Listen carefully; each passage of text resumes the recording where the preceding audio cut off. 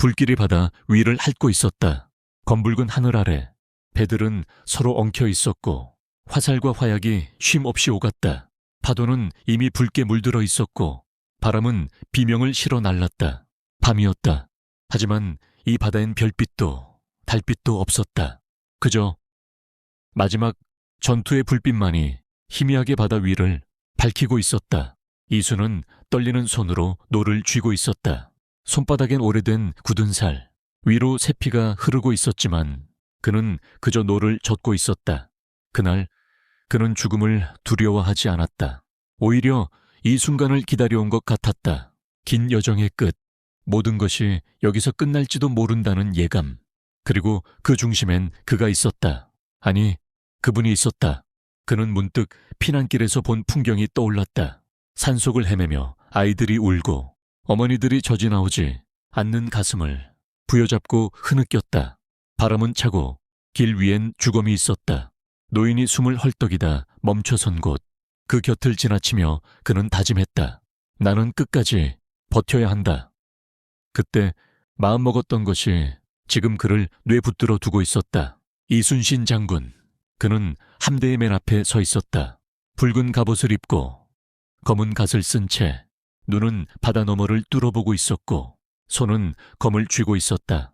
그 눈빛엔 흔들림이 없었다. 죽음을 앞에 두고도 두려움이 없었다. 아니, 어쩌면 이미 죽음을 받아들인 사람의 표정이었다. 이수는 장군을 보며 생각했다. 저분도 사람일까? 그는 피를 흘리고 숨을 헐떡이며 노를 젓고 있었다. 그러나 장군은 단 한 번도 물러나지 않았다. 물러서지 마라. 배를 돌려 적을 감싸라. 장군의 목소리는 파도보다 강했고 화살보다 날카로웠다. 그 외침 하나로 배가 방향을 틀었다. 병사들이 정신을 붙잡았다. 그 한마디가 전장의 균형을 붙들고 있었다. 그의 존재만으로도 모두가 버틸 수 있었다. 이수는 기억했다. 전라도 수군으로 처음 들어왔을 때 장군은 이렇게 말했다. 네가 가진 건 바다를 아는 감각이다. 그 감각을 믿어라. 그 말이 아직도 귓가에 맴돌았다. 그가 처음 노를 잡았던 날, 두려움에 손이 떨리던 그날, 장군은 배 위에서 그를 지켜봤다. 아무 말 없이. 하지만 그 눈빛은 분명 말했다. 네가 이 바다를 견디면 조선이 산다. 노량해는 거셌다. 물살은 빠르고 안개는 짙었다. 적은 많고 우리는 적었다. 하지만 그 누구도 뒤를 보지 않았다. 전쟁의 마지막, 그것이 우리의 운명이었다.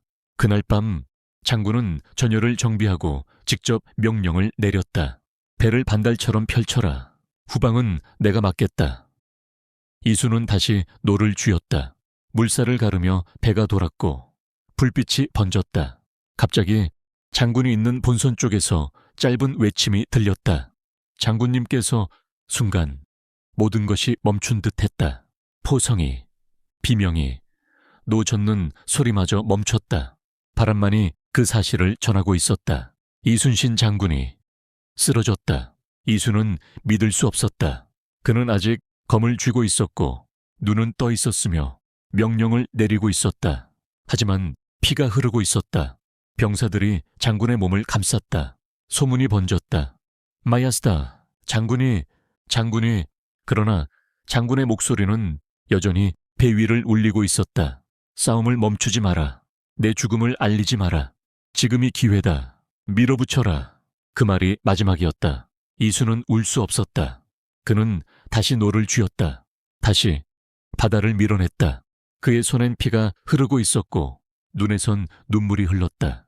하지만 그는 멈추지 않았다. 장군님이 멈추지 말라 했다.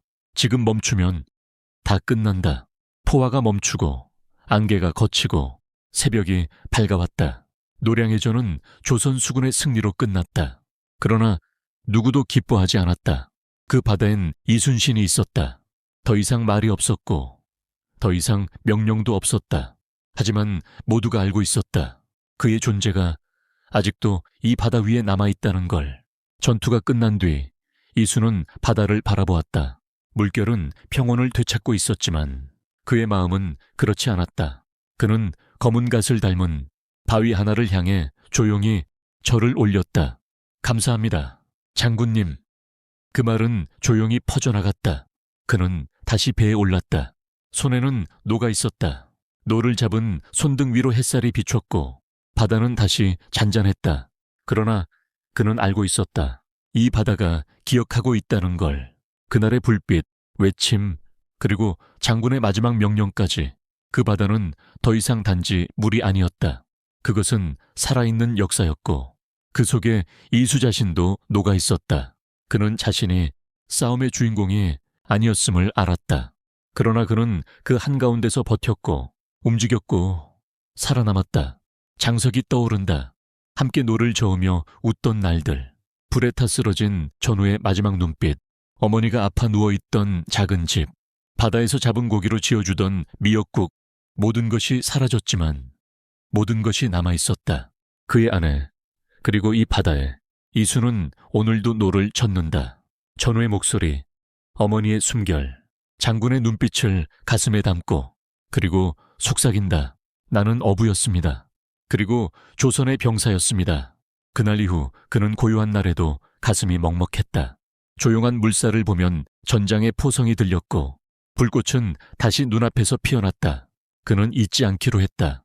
끝까지 버텨낸 이름 없는 자들이 있었음을. 이것이 마지막 바다를 건넌 한 이름 없는 이의 이야기다. 오늘 이야기가 마음에 와닿았다면 구독과 좋아요 부탁드립니다. 다음 8부에서는 임진왜란의 끝자락, 평화를 기다리던 민초들의 삶과 전쟁이 남긴 상처를 돌아보는 마지막 여정을 함께 하겠습니다.